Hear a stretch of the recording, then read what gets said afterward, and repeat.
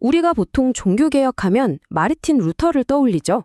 비텐베르크 성당 문에 95개조 반박문을 딱 붙이는 그 유명한 장면이요. 그런데 만약 그게 이야기의 끝이 아니라 그냥 시작에 불과했다면 어떨까요? 어쩌면 완성분이 아니라 그냥 첫 번째 초안이었다면요? 오늘 이 자료 분석에서는 바로 그 이야기를 좀 해볼까 합니다. 종교개혁이 사실은 서로 전혀 다른 비전을 가진 두 개의 흐름이었다는 아주 흥미로운 관점을 파헤쳐볼 겁니다. 자, 바로 이 질문에서부터 시작해보죠. 우리가 알고 있는 그 프로테스탄트 종교개혁, 그게 정말 최종 완성품이었을까요? 아니면 더 완전한 개혁을 향한 그냥 첫 번째 시도, 그러니까 초안에 불과했던 걸까요? 이게 별거 아닌 질문 같지만 이 질문 하나가 우리가 역사를 보는 방식을 완전히 뒤집어 놓을 수도 있습니다.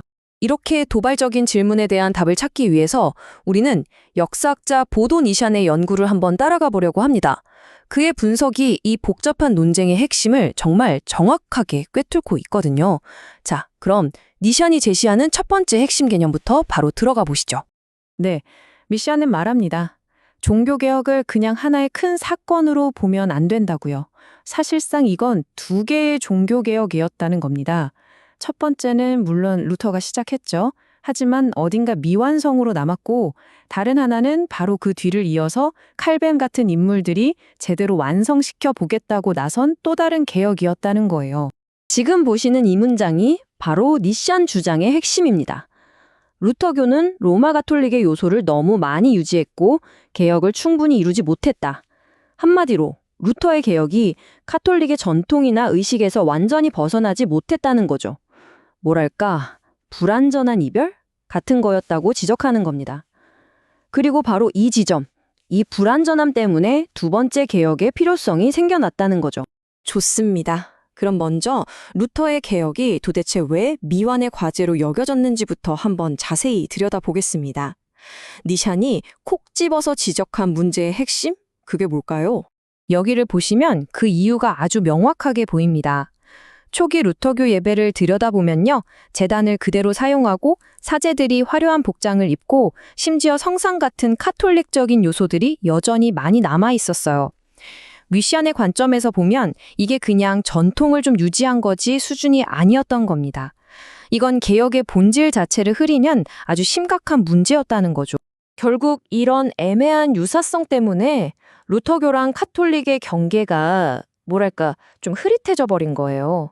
그러니 당시 사람들은 당연히 이런 질문을 던지기 시작했겠죠. 아니, 도대체 뭐가 진짜로 개혁된 거지? 하고요. 바로 이 근본적인 질문이 더 깊고 더 완전한 변화를 향한 열망의 불을 확 지피게 된 겁니다.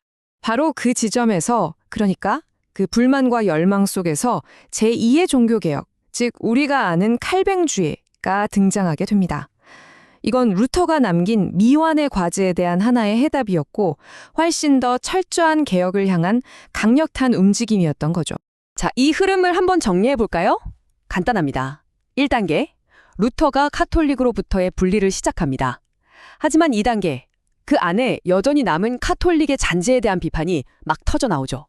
그리고 마침내 3단계, 장칼뱅 같은 인물들이 등장해서 훨씬 더 깊고 철저한 제2의 종교개혁을 이끌게 되는 겁니다. 어때요? 그림이 그려지시죠? 여기서 비텐베르크 이데올로기라는 말이 나오는데 이게 바로 루터교를 가리키는 말입니다. 그러니까 켈뱅주의자들은 자신들의 움직임을 그냥 루터교를 좀 손보는, 수정하는 정도로 생각하지 않았어요. 이건 완전히 다른 차원의 이야기다. 우리는 카톨릭의 영향에서 완벽하게 벗어난 진정한 개혁교회를 세우는 거다라는 아주 의식적인 시도였던 겁니다. 그럼 이 두 개혁 사이의 가장 큰 차이점, 가장 격렬한 갈등은 어디서 터져 나왔을까요?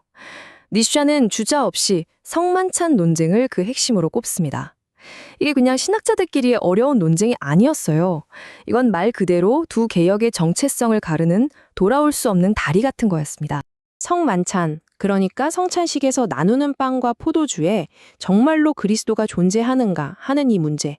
이게 당시에는 신앙의 근간을 이루는 정말 중요한 질문이었습니다.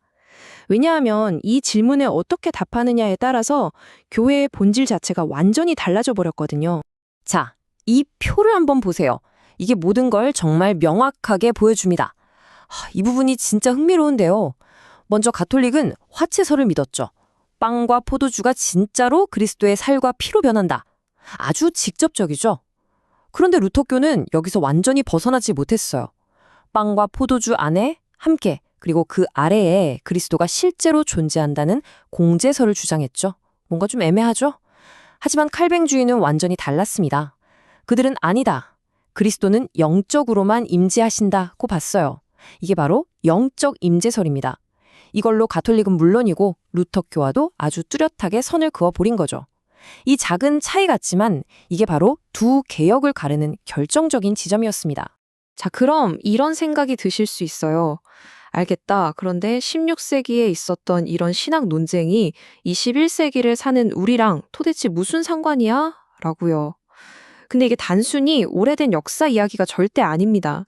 보도 니샨의 연구는요, 오늘날 우리가 보는 수많은 개신교 교파들의 뿌리를 이해하는 데 아주 결정적인 단서를 줍니다.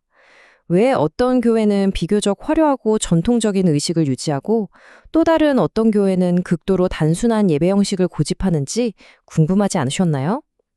그 신학적인 정체성의 차이가 바로 이 두 개의 종교개혁에서 시작된 겁니다. 말하자면 이 역사적인 구분이 지금 현재 교회의 모습을 정의하고 있는 셈이죠. 결국 이 모든 이야기는 우리에게 마지막으로 이런 질문을 던집니다. 수백 년 전 당시 사람들이 정말 목숨까지 걸면서 논쟁했던 이 의식과 신앙의 미세한 차이들. 과연 이런 것들이 오늘날 우리가 사는 세상, 우리의 문화, 정치, 그리고 사회 전반에 여전히 어떤 영향을 미치고 있을까요? 한 번쯤 깊이 생각해 볼 만한 질문 아닐까요?